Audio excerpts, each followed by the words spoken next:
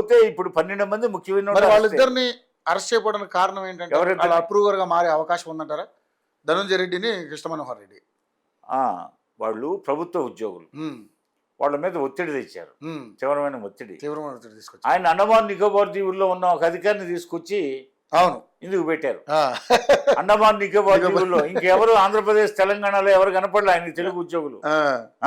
పోతే అండమాన్ నికోబార్ దీవుల్లో అసలే వాళ్ళ నాన్న ఉన్నప్పుడు ఆయనకి ప్రమోషన్ల మీద ప్రమోషన్లు ఇచ్చాడు రాజశేఖర రెడ్డి. ఇచ్చి వాళ్ళ కుటుంబ అవసరాలను తీర్చే మనిషి ఆయన రెడ్డి గారు. పోతే ఆ పెద్ద మనిషిని, అండమాన్ నికోబార్ దీవుల్లో ఉన్న పెద్ద మనిషిని తీసుకొచ్చి ఈయన పక్కన పెట్టుకున్నాడు. అలా వాళ్ళిద్దరు అధికారులు ధనంజయ రెడ్డి, కృష్ణమోహన్ రెడ్డి. ఇకపోతే అప్పటికి 12 మంది వీళ్ళు పోను, ఈ ఇద్దరు పోను, ఇంకా 34 మంది ఉన్నారు. అంటే సిట్ విచారణలో ఇప్పుడు దాకా తేలిన వాళ్ళు. అదేవిధంగా నవజీవన పావన బృందావన నిర్మాతలుగా పేరుగా తీసుకురావాల్సిన వాళ్ళు రాష్ట్రానికి ఐటీ విద్యార్థులు, ఎంతో ఉద్యోగం భవిష్యత్తున్న ఐటీ విద్యార్థుల్ని నేరస్తులను చేయడానికి వాళ్ళని కూడా వివిధ రకాల ప్రలోభాలకి, ఆకర్షణలకు గురిచేసి వాళ్ళని దుబాయ్లో పెట్టున్నారు. వాళ్ళందరినీ ఎక్కడెక్కడ ఎవరెవరు విద్యార్థులను తరలిచ్చారని చెప్పి సిట్ విచారణ చేస్తుంది. ఆ సిట్ త్వరలో వాళ్ళందరినీ తీసుకొస్తుంది. వాళ్ళని కూడా సిట్ విచారించినప్పుడు ఆ విద్యార్థుల్ని అసలు విషయాలు, ఎవరెవరు ఎన్ని కట్టలు లెక్కించింది, మొత్తం 100 మంది విద్యార్థులు లెక్కించిన కట్టలు మొత్తం టోటల్ అమౌంట్ ఎంత అనేది కూడా ఆరోపణలు కూడా బయటకు వచ్చే అవకాశాలు ఉన్నాయి.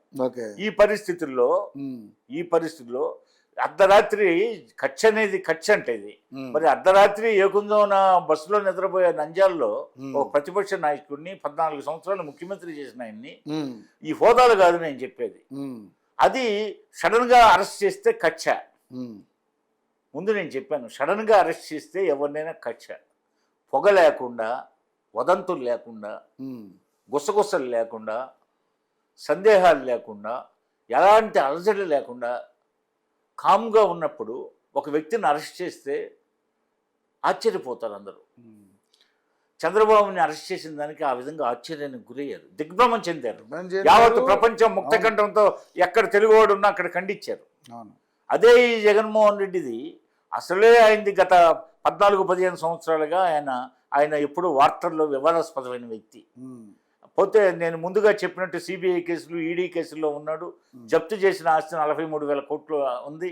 ఒక పక్క చెల్లితో పెద్ద వివాదాల్లో ఉన్నాడు. పోతే ఆయన డబ్బు మనిషి అనేది స్పష్టంగా అర్థమైంది. డబ్బు కోసం అతను దేనికైనా దిగజారుతాడనేది అర్థమైంది. ఈ నేపథ్యంలో ఈ కూటమి ప్రభుత్వం వచ్చి ఇది 14వ నెల. ఈ 14 మాసాలుగా ఈ మద్యం కుంభకోణం ప్రజల్లో నలుగుతున్న చర్చ అది పరాకాష్ఠకి చేరింది. ప్రిలిమినరీ రిపోర్టే నిన్న ఇచ్చింది.